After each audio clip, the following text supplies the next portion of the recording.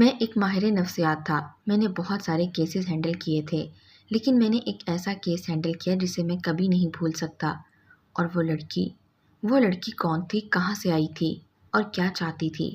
بطور ایک ماہر نفسیات میں ہزاروں لوگوں سے بات کر چکا تھا، لیکن اس لڑکی نے جتنا مجھے حیران کیا تھا، آج تک مجھے کسی نے اتنا حیران نہیں کیا۔ اس رات کلینک میں زیادہ رش نہیں تھا، کام جلدی ہی ختم ہو گیا تھا۔ میری اسسٹنٹ نے کہا کہ وہ جا رہی ہے، اسے کلینک لاک کرنا ہے، تو میں نے کہا مجھے تھوڑا سا کام ہے، وہ چلی جائے، میں سارا کام سمیٹ کر کلینک لاک کر دوں گا خود ہی۔ تو وہ چلی گئی۔ باہر جو ہلکی بوندا باندی ہو رہی تھی وہ اب تیز بارش میں تبدیل ہو چکی تھی۔ باہر سب دکانیں بند کرنے لگے تھے۔ میں ایک پیشنٹ کا کیس سٹڈی کر رہا تھا اور بہت آرام سے سٹڈی کر رہا تھا۔ آج مجھے کوئی جلدی نہیں تھی کیونکہ میری بیوی میکے گئی ہوئی تھی، ورنہ اس کے فون پر فون آتے تھے اور میرے لیے کلینک میں بیٹھنا محال ہو جاتا تھا۔ اس لیے آج میں آرام دہ ہو کر اپنا کام کر رہا تھا۔ اصل میں میری بیوی مجھ سے بہت محبت کرتی تھی، وہ میرے بغیر نہیں رہ سکتی تھی، اس لیے بار بار مجھے فون کرتی تھی، لیکن اس کی والدہ کی طبیعت ٹھیک نہیں تھی، جس کی وجہ سے اسے میکے اپنے جانا پڑا، ورنہ وہ مجھ سے اتنی محبت کرتی تھی کہ میکے بھی بہت کم جاتی تھی۔ میں تقریباً 12 بجے کلینک بند کر دیتا تھا، لیکن آج 1:45 بج گئے تھے۔ میں کام ختم کر کے اٹھا اور کلینک بند کرنے ہی لگا تھا کہ مجھے ایک نسوانی آواز سنائی دی، صاحب، مجھے اکیلے میں کچھ وقت چاہیے۔ تیز بارش میں بھیگی سی وہ لڑکی تیزی سے اندر داخل ہوئی۔ میرے دروازہ بند کرنے سے پہلے ہی اس کی اس اچانک آمد میں تھوڑا سا پریشان ہو گیا۔ میں پریشان اس لیے ہو گیا تھا کیونکہ آج کل کافی اس قسم کی وارداتیں ہوتی رہتی ہیں۔ لڑکیاں کوئی نہ کوئی بہانہ کر کے دکان میں یا کہیں بھی گھس جاتی ہیں اور واردات کرتی ہیں۔ مرد بیچارے تو بلا وجہ بدنام تھے۔ آج کل تو لڑکیاں مردوں سے 10 ہاتھ آگے تھیں وارداتوں میں۔ میں نے ایک نظر اس لڑکی کو دیکھا۔ اس نے عبائے میں اپنا وجود چھپا رکھا تھا اور چہرے پر نقاب تھا۔ اگلے ہی پل میں اس کی آمد کا مقصد سمجھ گیا تھا۔ یا تو وہ کوئی مجبور لڑکی تھی جو گاہک کی تلاش میں تھی، یا پھر کوئی بلیک میلر تھی۔ خیر جو بھی تھی، اس کی آنکھیں بہت حسین تھیں۔ میں چاہ کر بھی اس کی حسین آنکھوں کو اور اس کے نرم لہجے کو نظر انداز نہیں کر سکا۔ اگر میری بیوی گھر ہوتی تو یقیناً مجھے گھر جانے کی جلدی ہوتی، کیونکہ فون پر فون آ رہے ہوتے اور میرے لیے اس لڑکی کو ڈیل کرنا مشکل ہو جاتا۔ لیکن چونکہ آج میں آزاد تھا اور سامنے ایک لڑکی تھی، تو میں اسے انکار نہ کر سکا۔ مجھے تجسس تھا آخر وہ لڑکی اتنی رات کو میرے کلینک میں کیوں آئی ہے اور تنہائی میں وقت کیوں مانگ رہی ہے۔ اوپر سے آنکھیں بھی خوبصورت تھیں، اس کا مطلب تھا کہ وہ حسین لڑکی ہوگی۔ میرے دل میں اس کا چہرہ دیکھنے کی خواہش جاگی۔ مجھے ہر انسان کی طرح تجسس ہوا کہ میں دیکھوں تو صحیح اس کا چہرہ کتنا خوبصورت ہے۔ جب آنکھوں کا یہ منظر ہے تو چہرہ کیسا ہوگا؟ میں ایک ماہر نفسیات تھا، لیکن میں ایک انسان بھی تھا، وہ بھی دل پھینک۔ انسانوں کے خوبصورت چہرے میری کمزوری تھے۔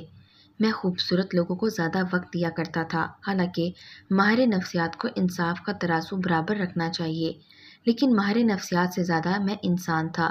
یہ میری فطرت تھی اور میں اسے بدل نہیں سکتا تھا۔ میری بیوی بھی بہت خوبصورت اور نیک عورت تھی، لیکن مرد کی فطرت الگ ہوتی ہے۔ محترمہ، کیا میں آپ کے یہاں آنے کا مقصد جان سکتا ہوں؟ میں نے اس لڑکی سے سیدھا سیدھا سوال کیا۔ وہ ابھی تک کھڑی تھی۔ باہر بارش تیز ہو رہی تھی۔ وہ پریشانی سے بار بار دیکھ رہی تھی، پھر میری طرف دیکھ رہی تھی۔ ایک انسان ایک ماہر نفسیات کے پاس کیوں آتا ہے، یہ آپ مجھ سے بہتر جانتے ہوں گے، اس لڑکی نے اپنی سریلی آواز میں کہا۔ تو مجھے احساس ہوا کہ جتنی اس کی آنکھیں خوبصورت تھیں، اس سے کہیں زیادہ اس کی آواز خوبصورت تھی۔ میں پوری طرح سے اس لڑکی کی طرف متوجہ تھا۔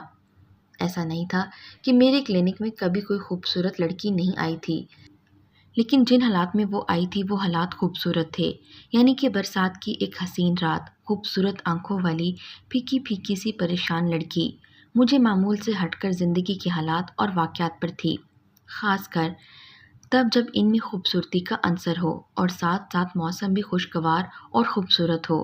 میں نے اسے اندر آنے کو کہا اور وہ کمرے میں آ کر بیٹھ گئی، وہی کمرہ جہاں پر میں سیشن دیا کرتا تھا۔ وہ صوفے پر بیٹھ گئی، لیکن اس نے نقاب ابھی تک نہیں ہٹایا تھا۔ میں اس کی ذہنیت کو اچھی طریقے سے سمجھ چکا تھا، وہ اتنی جلدی تو نقاب نہیں ہٹائے گی، کچھ دیر کرنے کے بعد کسی بہانے سے ضرور اپنا چہرہ دکھائے گی۔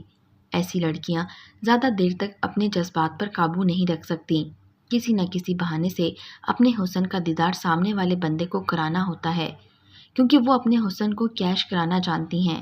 ایسا نہیں تھا کہ میری ہر پیشنٹ ایسی تھی، ہر کوئی ایک دوسرے سے مختلف ہوتا ہے، لیکن اس لڑکی کی اچانک آدھی رات کو برسات میں آمد مجھے بہت کچھ اشارے دے رہی تھی۔ میرا نام صبا ہے، اس لڑکی نے اپنا نام بتاتے ہوئے اپنی بات کا آغاز کیا۔ میں ہمتن گوش ہو کر سننے لگا۔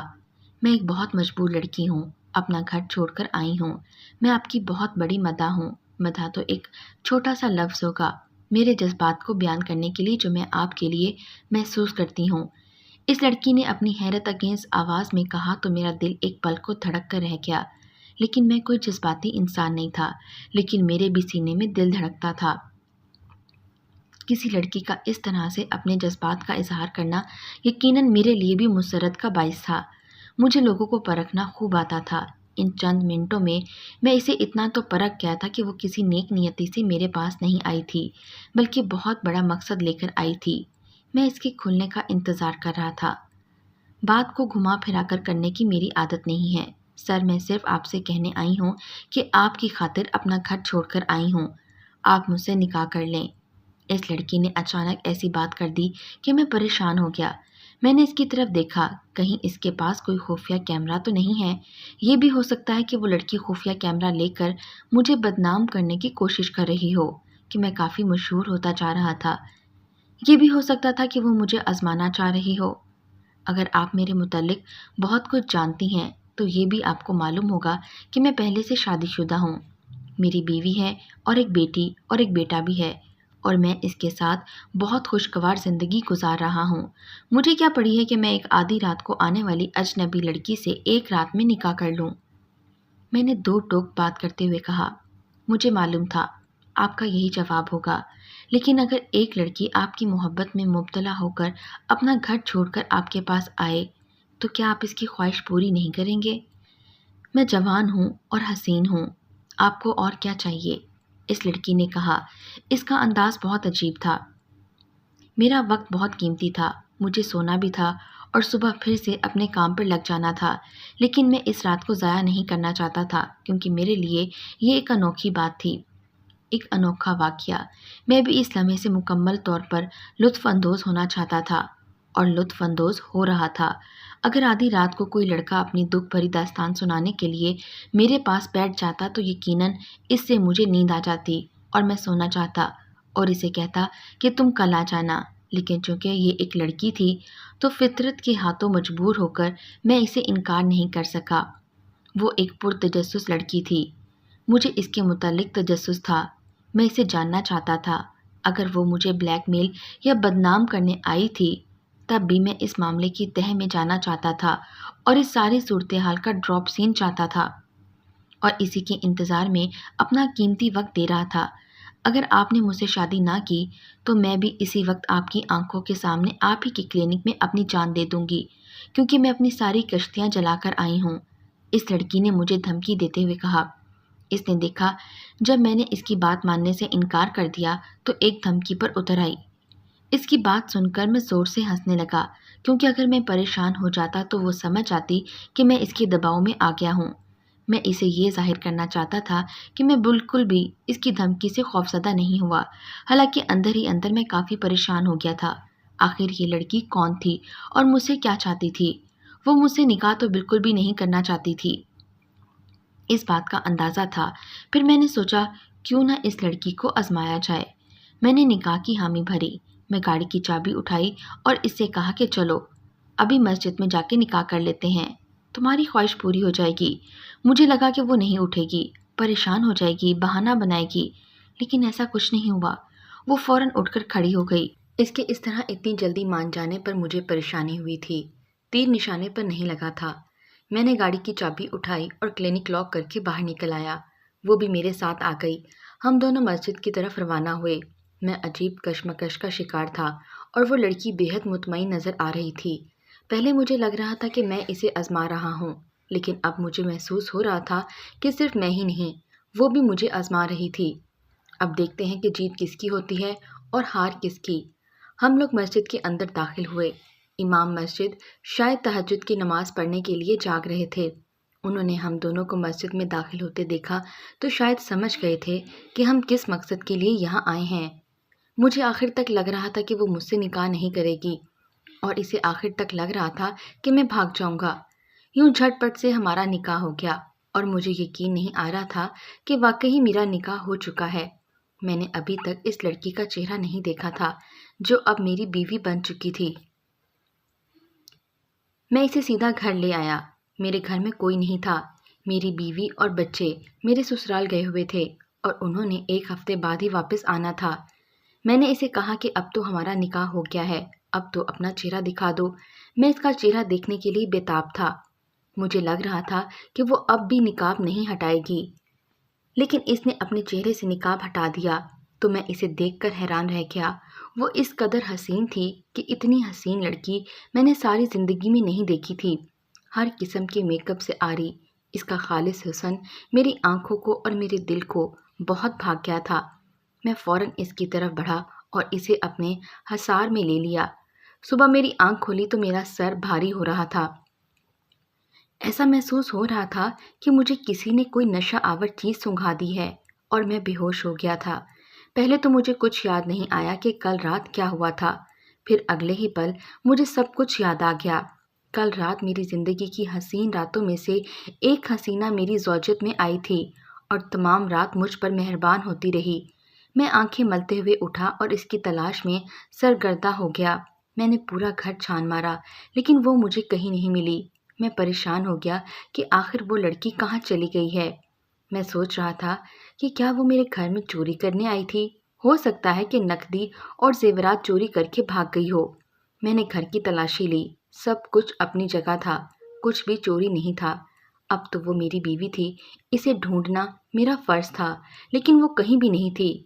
میں اسے ایک بار پھر سے دیکھنا چاہتا تھا، مگر میں اب تک اس کے دیدار سے محروم تھا۔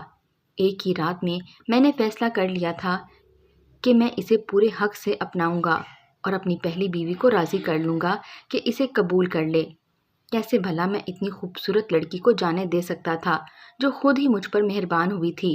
نہ جانے کتنی دیر تک میں اسے سارے گھر میں ڈھونڈتا رہا، لیکن وہ مجھے کہیں نظر نہ آئی تو مجھے مایوسی ہوئی۔ مجھے لگا میری طبیعت خراب ہوتی جا رہی ہے۔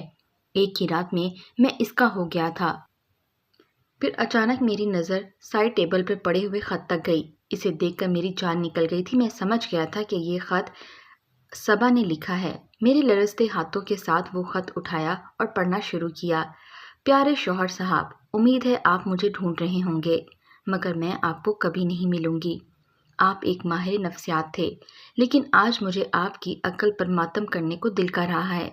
ایک انجان لڑکی آئی اور آپ کو بے وقوف بنا کر چلی گئی۔ اب آپ سوچ رہے ہوں گے کہ آپ سے نکاح کرنے کے پیچھے میرا آخر کیا مقصد تھا۔ یقیناً یہ مقصد نیک تو ہرگز نہیں تھا۔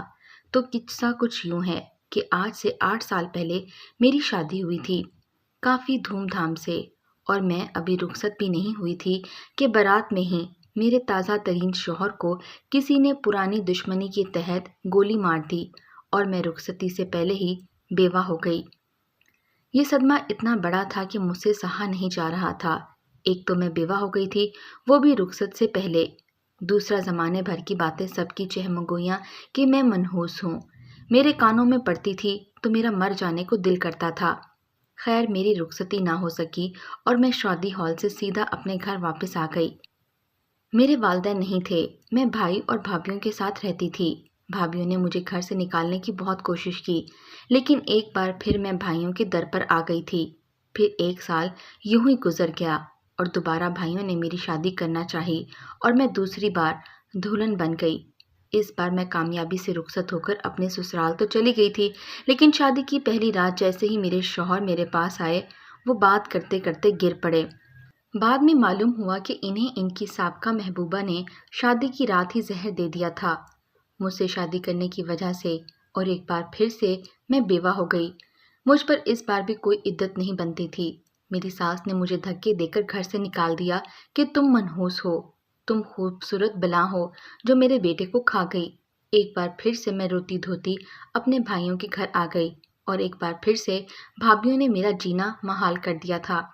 اس کے بعد میرے بھائی جیسے بھی میری شادی کی بات کرتے ہر طرف سے یہی جواب آتا کہ آپ کی لڑکی منحوس ہے، پہلے ہی 2 شوہر کھا چکی ہے۔ ہر کوئی مجھے اپنانے سے ڈر رہا تھا۔ میں نے اپنے آپ سے کہا کہ مجھے شادی نہیں کرنی۔ مجھے اب خود بھی عجیب قسم کا خوف آتا تھا جو میرے دل میں بیٹھ گیا تھا کہ میری شادی ہو گئی اور میرا دولہا مر جائے گا۔ شادی کی پہلی رات ہی 2 سال اس اذیت میں گزرے۔ میں بھی انسان تھی، میرے اندر جذبات کا سمندر ٹھاٹے مار رہا تھا، لیکن میرا کچھ بھی بن نہیں پا رہا تھا۔ شادی کی کوئی امید بھی نہیں تھی۔ پھر ایک بوڑھے آدمی کا رشتہ میرے لیے آ گیا جو کہ 4 جوان بچوں کا باپ تھا۔ میرے بھائیوں اور میری بھابھیوں نے اسی میں ہی عافیت جانی اور مجھے اس بوڑھے آدمی کے ساتھ رخصت کر دیا۔ میرا دل بالکل بھی اس بوڑھے آدمی سے شادی کرنے کو نہیں کر رہا تھا، لیکن میری بھابھی نے مجھے اتنا تنگ کیا تھا کہ میں اس گھر سے نکلنا چاہتی تھی، ہمیشہ کے لیے۔ انہوں نے مجھے اتنی اذیتیں دی تھیں جس کا کوئی حساب نہیں تھا۔ میں نے سوچا کہ اس بوڑھے سے شادی کرنے کے بعد اگر مجھے اس گھر سے اور بھابھیوں سے چھٹکارا مل جاتا ہے تو یوں ہی صحیح۔ اسے اپنی قسمت سمجھ کر قبول کرتے ہوئے میں اس بوڑھے شخص کے گھر آ گئی۔ رخصت ہو کر ابھی میرا پہلا قدم ہی گھر میں پڑا تھا کہ میرا بوڑھا شوہر گر پڑا اور اسے دل کا دورہ پڑ گیا، کیونکہ وہ پہلے ہی بہت بوڑھا تھا اور دل کا مریض تھا۔ ایک بار پھر سے میں پہلی ہی رات بیوہ ہو گئی تھی۔ یہ تیسری بار تھا جو میرے ساتھ ہوا تھا۔ اب تو مجھے خود بھی یقین ہو گیا تھا کہ میں واقعی منحوس ہوں۔ اس بوڑھے شخص کے بچوں نے مجھے اسی وقت دھکے دے کر گھر سے نکال دیا اور وہی منحوس کا فتویٰ مجھ پر ثابت کر دیا۔ اتنا سب کچھ ہونے کے بعد میں انتہائی ڈپریشن میں چلی گئی۔ میرا دل بار بار کیا کہ میں خودکشی کر لوں۔ ایک بار پھر سے میں بھابھیوں کے رحم و کرم پر ہو گئی تھی۔ میں نے نوکری کی اجازت مانگی مگر مجھے نہیں ملی۔ میرے پاس کوئی خاص تعلیم بھی نہیں تھی۔ میں اپنے ہی گھر میں نوکر بن کر رہ گئی تھی، گھر کا سارا کام کرتی تھی، بھابھیوں کے بچے سنبھالتی تھی۔ اس سے پہلے میں کبھی کوئی کام نہیں کرتی تھی۔ میں اپنے بھائیوں کی لاڈلی بہن تھی۔ میری بھابھیاں مجھ سے ڈرتی تھیں، لیکن اب میری قسمت ایسی ہو گئی تھی کہ مجھے زمانے سے ڈر لگ رہا تھا۔ ہر کوئی مجھ پر قابض ہو گیا تھا۔ بھائیوں نے مجھ سے رخ موڑ لیا تھا۔ آج میری 4تھی شادی کرانے کا کسی کو کوئی خیال نہیں آیا تھا اور نہ ہی میں کرنا چاہتی تھی، لیکن میرے اندر جذبات کا سمندر ویسے ہی ٹھاٹے مار رہا تھا۔ میری عمر 26 سال ہو چکی تھی۔ میری پہلی شادی 18 سال کی عمر میں ہوئی تھی۔ میں انتہائی ذہنی تناؤ اور ذہنی اذیت کا شکار تھی۔ ایک دن اچانک آپ کے بارے میں سنا۔ میں آپ کی ویڈیوز دیکھتی تھی جس میں آپ ڈپریشن پر تفصیلات سے بات کر رہے ہوتے تھے۔ پھر میں آپ کی باتیں سنتی رہی۔ آپ کی باتوں نے مجھے ڈپریشن سے نکالا۔ آپ کی ہر بات دوسری بات سے مختلف ہوتی تھی اور زندگی کی نوید سناتی تھی۔ مجھے لگا آپ ہی وہ شخص ہیں جس کی مجھے ضرورت ہے۔ آپ کے بارے میں سنتے اور آپ کی ویڈیوز دیکھتے ہوئے مجھے آپ سے محبت ہو گئی۔ مجھے ایسا لگ رہا تھا کہ میری زندگی کا صرف ایک ہی مقصد ہے اور وہ ہے آپ کی باتیں سننا۔ پھر ایک دن میرے ہی جیسا ایک کیس آپ کے پاس آیا۔ آپ نے اس پر تفصیل سے بات کی۔ اس دن میں نے فیصلہ کر لیا تھا کہ مجھے آپ کے پاس جانا چاہیے۔ اگر میں عام حالات میں آپ سے ملتی تو یقیناً یہ سب نہیں ہوتا جو ہوا تھا۔ آپ نہیں جانتے، آپ سے ملاقات کے لیے سارا سال میں نے اس طوفانی برسات کا انتظار کیا تھا اور کب اس قسم کی طوفانی بارش ہو اور میں آپ کی کلینک آؤں۔ آپ کا کلینک میرے گھر سے قریب ہی تھا۔ میں روزانہ آپ کی کلینک آتی تھی اور آپ چلے جاتے تھے، لیکن اس رات میری قسمت اچھی تھی کہ آپ نہیں گئے۔ آپ کی اسسٹنٹ چلی گئی تھی۔ میں نے سوچا یہی موقع ہے اور میں آپ کے پاس آ گئی۔ مجھے آپ سے اور کچھ نہیں چاہیے تھا، آپ کا نام چاہیے تھا۔ میں آپ کے نکاح میں آنا چاہتی تھی اور آپ کی قربت چاہتی تھی جو مجھے مل گئی۔ آج مجھے لگ رہا ہے کہ میری زندگی مکمل ہو گئی ہے۔ میں آپ کو چھوڑ کر اس لیے جا رہی ہوں کیونکہ آپ کی پہلی بیوی اور بچے ہیں۔ یقیناً مجھے زندگی میں شامل کرنے سے آپ کو بہت پریشانی کا سامنا ہوگا۔ میں تاحیات آپ کی منقوہ ہوں گی۔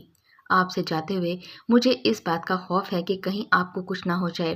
کل تمام رات بھی مجھے یہی خوف رہا کہ صبح ہونے سے پہلے کہیں آپ بھی لقمہ اجل نہ بن جائیں، لیکن ایسا نہیں ہوا تو مجھے تسلی ہوئی۔ میں آپ کی زندگی سے ہمیشہ کے لیے جا رہی ہوں، آپ کی خیریت طلب کرتی رہوں گی۔ فقط صبا۔ صبا کا خط میرے ہاتھوں میں پڑا اور وہ نیچے گر گیا اور میں گرنے والے انداز میں بیٹھ گیا۔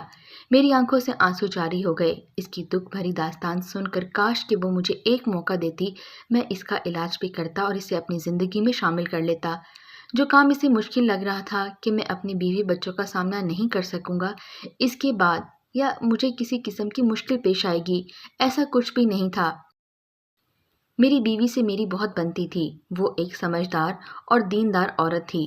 وہ اکثر دوسری شادی کو فروغ دینے کی باتیں کرتی رہتی تھی۔ شریعت کے حساب سے وہ صرف نام کی مسلمان نہیں تھی، وہ واقع میں ہی دل سے مسلمان تھی، بہت اچھی تھی۔ اگر میں اسے قائل کرتا تو آرام سے کر سکتا تھا، لیکن صبا نے تو مجھے ایک موقع تک نہیں دیا۔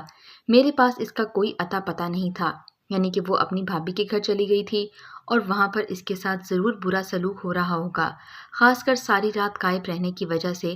وہ کیا بہانہ دے گی، سچ بتائے گی؟ میں سوچ سوچ کر پریشان ہو گیا تھا۔ میں نے فوراً سے بیشتر اس کی تلاش شروع کر دی، لیکن وہ مجھے کہیں نہیں ملی۔ سارا دن میں ذہنی اذیت میں رہا۔ میں ایک ہی رات میں اس کا اسیر ہو گیا تھا اور اب اس کے بغیر رہنا میرے لیے بہت مشکل تھا۔ میری بیوی گھر واپس آ گئی تو میں نے بنا تاخیر کیے سارا ماجرا اسے سنا ڈالا۔ ہر مشرقی اور روایتی بیوی کی طرح پہلے وہ بھی اداس ہو گئی تھی۔ حالانکہ وہ دوسری شادی کو فروغ دینے کی باتیں کرتی تھی، لیکن وہ انسان تھی۔ لیکن بہت سوچنے کے بعد اس نے کہا کہ وہ صبا کو قبول کرنے کے لیے تیار ہے۔ مجھے اپنی بیوی سے یہی امید تھی۔ اسے واقع میں ہی میری زندگی جنت بنا رکھی تھی۔ میں خود اس کے لائق خود کو نہیں سمجھتا تھا۔ مجھے بھی اس سے محبت ہو گئی تھی، لیکن میں کتنا بے بس تھا کہ اپنی محبت کا اظہار تک نہیں کر سکتا تھا۔ 1 مہینہ میں نے جس اذیت میں گزارا وہ میں ہی جانتا ہوں۔ میری بیوی بھی مجھے دیکھ کر پریشان ہو گئی۔ میری بیوی نے مجھے آئیڈیا دیا کہ کیوں نہ میں ایک ویڈیو کلپ اپلوڈ کروں اور صبا کو واپس بلاؤں۔ یقیناً وہ میری بات سن کر واپس آ جائے گی۔ میری بیوی نے میرے ساتھ ویڈیو اپلوڈ کی جس میں صبا کی کہانی سنائی اور صبا کو واپس آنے کا کہا۔ یقیناً وہ ویڈیو صبا نے دیکھ لی ہوگی، کیونکہ اس نے کہا تھا کہ وہ میری ہر ویڈیو دیکھتی ہے۔ ویڈیو دیکھنے کے بعد صبا میرے گھر چلی آئی، پر آتے ہی میری بیوی سے لپٹ کر پھوٹ پھوٹ کر رونے لگی۔ اس کا شکریہ ادا کیا کہ وہ اسے قبول کرنے کو تیار ہے۔ میری بیوی انتہائی رحم دل خاتون تھی۔ صبا کی دکھ بھری داستان سن کر اس سے ہمدردی ہو گئی تھی۔